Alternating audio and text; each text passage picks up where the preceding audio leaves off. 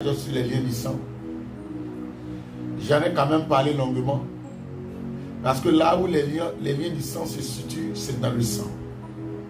Et quand on parle du sang, on fait la notion du péché. Et, excusez-moi, voilà. Là où le sang se situe, il y a toujours la notion de sacrifice d'animaux. On offre un sacrifice. Quand on parle du lien, on parle de chaîne. Vous voyez le lien comme étant un cordon. Voilà. C'est qu'on peut prendre pour attacher une bête. Toutefois qu'on amène un bœuf à l'abattoir, il est sur des chaînes. On le transporte. C'est aussi la dimension de l'esprit. C'est aussi la dimension des chaînes de servitude, des chaînes de l'esclavage. Donc on offre un animal sur un autel. Et quand cela est fait, le lien est tissé au moment où le sang sur lequel on parle, on mentionne une identité, le nom d'une famille. C'est ça. C'est là qu'on appelle la réunion des esprits. Toutefois que l'autel est bâti, il y a une réunion des esprits qui se forme.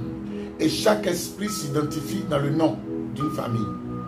Chaque esprit vient avec les lois spirituelles de chaque famille. C'est pourquoi la fondation des esprits de famille ne se passe que sur le baptême des autels. Voilà, donc le lien du sang, c'est en sorte un cordon. Un cordon qu'on sert pour attacher l'animal au substitut de la vraie personne. Et la réalité des familles, c'est que toutes les personnes ont vécu une histoire pareille. Adam a été le premier. Lui, ses chaînes qu'on lui a données, c'est la souffrance. Il doit souffrir. Voilà, à la sueur de son front pour se nourrir, pour manger. La femme doit porter une grossesse pendant 9 mois. Ce sont des chaînes. Et c'est ça, le lien du sang. Donc, ce qui a touché Adam a touché Ève. Ce qui a touché Adam a touché ses fils. La loi même de la condamnation de la mort sur Abel, c'est rien d'autre que le joug de la mort, le décès qui est descendu lors du péché originel. Donc, dans nos familles, les esprits habitent sur le lien du sang. Les esprits s'incarnent sur le cordon familial pour dire que c'est une chaîne. Tous les membres d'une famille ont la même corde. Chacun a attrapé un bout. Et tout le monde est dans cette lignée. Vous voyez comme la file indienne. C'est un fil où chacun a attrapé. C'est ça, si on veut voir, c'est ça qu'on peut appeler le lien du sang. Parce que le fil ou le cordon ou la corde représente la chaîne ou le point de contact, voilà, des esprits de famille ou des lois spirituelles de famille, de tout ce qui est sacrifice. Donc sur cette corde-là, les informations qui circulent, chacun y est connecté. Alléluia. En électricité, on parle d'un montage en série. Voilà, donc chacun reçoit, chaque fois qu'il y a une information, tu reçois. Donc quand un homme vient parler sur le tel de famille, sur le lien de famille, automatiquement, on s'adresse aussi à toi. Les esprits qui viennent se poser sur le lien du sang, on réclame les membres de la famille au même titre que le féticheur, le sorcier, le chrétien. La particularité des chrétiens, quand nous naissons de nouveau, nous n'avons plus, comment on appelle, ce lien qui nous poursuit. C'est pourquoi nous nous détachons de tout ce qui est chaîne. Nous nous détachons de tout ce qui est lien. Nous nous détachons de tout ce qui est cordon. Nous nous détachons de tout ce qui est esprit qui nous lie. C'est pourquoi j'avais donné la définition. C'est un ligotement spirituel comme physique. Donc ce qui se passe dans la vraie vie, c'est ce qui a été dans le monde spirituel. Donc il y a des esprits qu'on appelle des liens du sang. Quand ils viennent, c'est là qu'ils viennent agir. Ça veut dire qu'il veut prendre le monopole de la consécration des familles. Voilà pourquoi tu vas rentrer dans une famille et tu vas voir que tous les frères et sœurs, ils ont le même problème d'impudicité. Ils ont le même problème de pauvreté. Ils ont le même problème de mariage. Parce que tout le monde est connecté à cette ligne.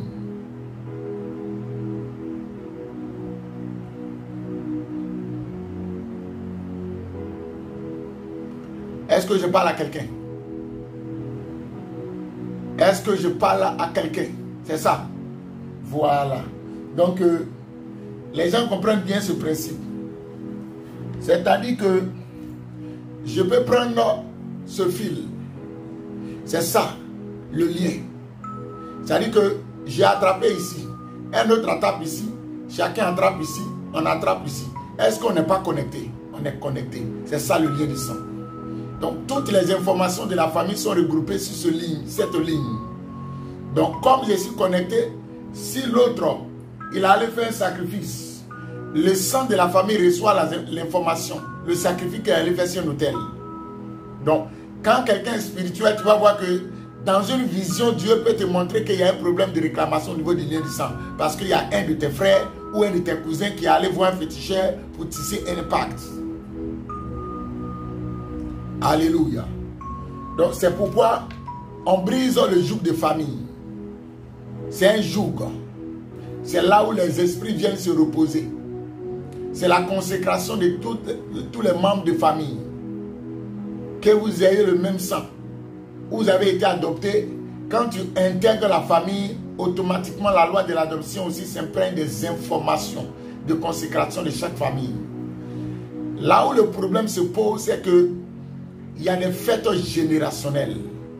Il y a des alliances qui se renouvellent chaque année, comme les fêtes d'Ignam. Il y a des féticheurs qui sont encore dans nos familles qui adorent encore le même esprit. Et par moment, l'esprit exige qu'il donne un poulet, il donne un coq, il donne un mouton, il donne un cochon. Et en donnant, il ne donne pas au nom à son propre nom.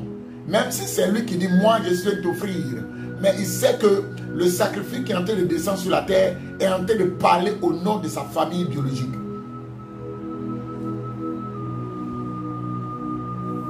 Est-ce que je parle à quelqu'un? Donc comprenons ce principe. Aujourd'hui, je prends le temps pour parler vraiment du lien du sang pour qu'on puisse vraiment se retrouver. Voilà pourquoi, si dans une famille, il y a une consécration totale au Seigneur Jésus-Christ et que les anciennes adorations ont été brisées, on conçoit que dorénavant, on ne peut plus recevoir une information venant d'un fétiche, venant d'un esprit de mort. Ça veut dire que la famille a été totalement libérée. Mais aussi longtemps que dans les familles, il y a des personnes encore, les consécrations ou bien les affaires de chrétiens de Jésus-Christ n'est pas trop ça. On a toujours des problèmes de réclamation. Parce que toutefois qu'il y a une adoration qui est faite, toutefois qu'il y a un membre de la famille qui est dans le camp de la sorcellerie, il y a des revendications spirituelles.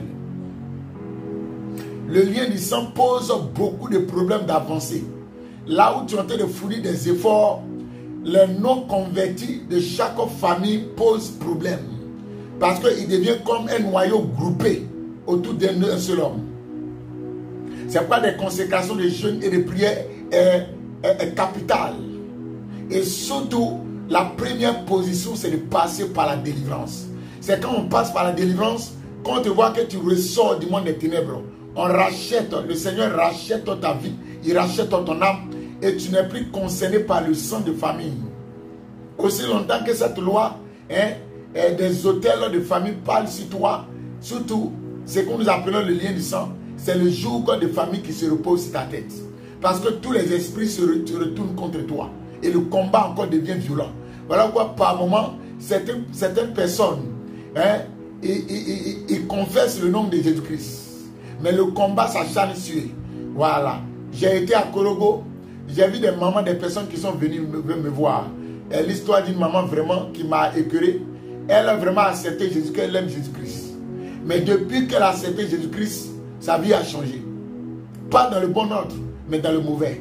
Elle a commencé à avoir des maladies comme tension, des diabètes, ce qu'elle n'avait pas au départ. Aujourd'hui, c'est difficile pour elle de marcher. Elle dit depuis qu'elle a accepté Jésus. Parce que toute la famille est idolâtre, adore fétiche. Donc, quand elle n'est pas dans un ministère où on parle de la puissance, où on prie pour les délivrances, tu vas voir, à un moment donné, les esprits viennent vraiment torturer la femme au point que sa forme spirituelle et physique, voilà, devient autre chose. J'ai vu des mamans, les enfants ont été consacrés à l'esprit de folie. Et c'est ça le lien du sang. Parce que tous les idolâtres dorénavant te regardent. C'est toi, tu ne veux plus être nous. Tu ne veux plus être parmi nous. C'est toi, tu veux nous laisser. Donc, il y a des oppressions terribles. Tous les esprits de famille de tes parents, de tes aïeux, l'alliance générationnelle commence à s'ouvrir et à se renouveler autour de toi pour te maintenir dans un état de pauvreté.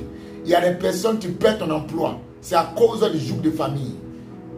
C'est le lien du sang. Il y a des personnes, c'est l'esprit de pauvreté. Depuis que tu as accepté Jésus-Christ, rien ne va, tout est compliqué. Tu as l'impression qu'on a fermé toutes les portes. Oui, c'est les esprits qui se sont mis en colère, qui se sont acharnés sur toi.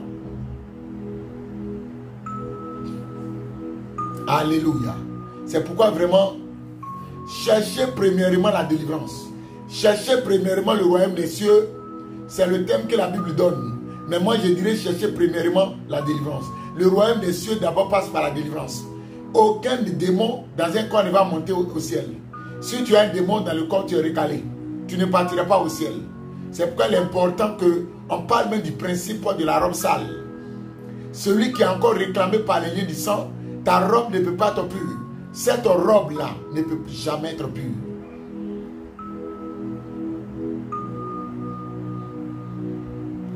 Est-ce que je parle à quelqu'un? C'est ça, le principe des liens du sang. Donc, tu dois apprendre à te détacher matin, midi, soir des liens du sang. Tu dois vraiment apprendre à te détacher des liens du sang. Chaque matin, tu dois être capable de prier contre les liens du sang. C'est le système de sabotage. Parce que tous vont grouper sur toi. Oh, tu vas vouloir avancer, sortir de là, mais ils vont te tirer. Imagine 10 personnes contre une seule personne. Tu as besoin de soutien. Et si même la couverture du Seigneur n'est pas sur toi, si tu n'as pas un mandat, tu n'as pas une autorité du Saint-Esprit, pour être capable, tu sauras que tu as besoin d'aide. C'est pourquoi le ministère de la délivrance est important dans toutes les églises, Alléluia. Voilà.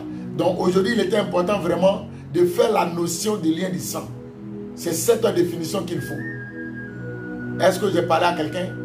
Que le Seigneur Jésus-Christ te bénisse et que cette onction, par cette loi de révélation, te touche ton âme, touche ton esprit, touche ton corps et que les alliances soient brisées au nom de Jésus-Christ. Que le problème du lien du sang, pendant que tu écoutes cette prédication, que le problème du lien du sang soit résolu en ce matin. J'envoie mon ange vers toi en cette nuit. Je dis, je suis en train de parler à quelqu'un. J'envoie mon ange vers toi en cette nuit. Qu'il vienne te localiser. J'envoie mon ange vers toi pour briser le lien du sang. C'est un joug, c'est une chaîne, c'est un corps, c'est une corde, c'est un cordon. Comprends pour attacher tous les membres de famille. Tout le monde a ça entre ses mains. Alléluia. D'autres personnes, c'est comme si on a attaché. Vous voyez le principe du système de l'esclavage. La traite des Noirs. La manière on les enchaînait et on les traînait en file indienne. Exactement, c'est ça le lien du sang. C'est comme ça se passe dans le monde spirituel. Les esprits ont la haine parce que tu as des chaînes aux pieds, tu as des chaînes aux reins, tu as des chaînes aux mains. Est-ce que tu peux avancer? Tu ne peux pas aller à la vitesse. Et autrement dit, on sait où te trouver. Shalom Yacine, que le Seigneur te bénisse. Et c'est ça. Donc ce soir, c'était l'accumulation du lien du sang. Et il était aussi important de parler, voilà, de aussi,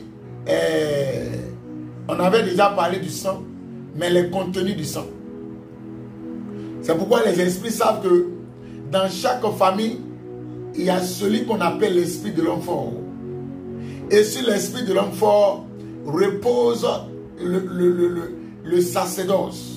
Voilà pourquoi les prêtres, les sacrificateurs, c'est eux qui offrent l'offrande. Donc quand ils parlent sur l'autel du lien du sang, automatiquement, il y a une ordonnance. Il y a une information que les esprits reçoivent. C'est ça qu'on appelle la voix du sang. La voix contenue dans le sang. L'âme vit dans le sang. Et la vie de l'âme, c'est la vie des esprits. Pur comme impur. C'est pourquoi on dit la demeure de Dieu le temple du Saint-Esprit, c'est là l'âme. C'est dans l'âme, dans le sang, que l'âme respire. L'âme respire le pouvoir du sang. L'âme habite le sang. L'âme est la définition ou alors la prérogative des esprits purs dans le sang. L'âme est obligée de coucher, de dormir dans le sang. Or, dans le sang est constitué de voix. Le sang est constitué de voix. Et ce sont ces voix qui donnent des directives à l'âme. Donc, quand l'âme est balayée de tout pouvoir de famille, il ne peut qu'être vie. Parce que la voix du Saint-Esprit lui dira, adore-moi, aime-moi, sanctifie-toi, tu n'aimes plus le péché. Or, quand il y a les esprits, on est sous le joug des liens du sang, le serpent te dira qu'il faut te masturber. Tu sentiras une envie, une présence qui va te donner envie de te masturber. Et c'est tous ces thèmes que Dieu voudrait dresser en cette nuit. Dans ton sommeil, tu vas voir l'apparition d'un ange qui dit, j'ai l'ordre de venir couper. J'ai l'ordre de venir te retirer de ces liens du sang. J'ai l'ordre aujourd'hui de t'amener dans le cœur du Saint-Esprit. Que cette loi ne t'échappe pas. Quand vous regardez l'histoire de Moïse, le Seigneur lui a dit, chaque famille devait acheter sa maison. C'est le principe de rituel des liens du sang. Dieu devait former une lignée de sang. Il devait se connecter à la loi du sang. Donc toutes les portes qui étaient marquées par le sang vivaient déjà la vie du Saint-Esprit. Autrement dit, la connexion de Dieu passe toujours par le sacrifice, le sang. Alléluia. Amen ou pas amen. Pour avoir le sang, il faut tout sacrifier. Donc le sacrifice est égal au sang. Et le sang des animaux répond à l'appel des hommes. Voilà pourquoi celui qui offre un bélier ou un taureau, il sait que le taureau a quelque chose, la force, le pouvoir, la puissance. Donc offrir un bélier ou un taureau, c'est un autel, ça te rend capable vraiment d'être rigide. La foi, la puissance, l'onction. Et ce sont les sacrificateurs du monde des ténèbres qui savent. Les francs-maçons agissent encore sur ces principes. Parce que chaque animal respire une loi spirituelle d'autorité ou de puissance. Les animaux sont des identitaires de l'homme spirituel.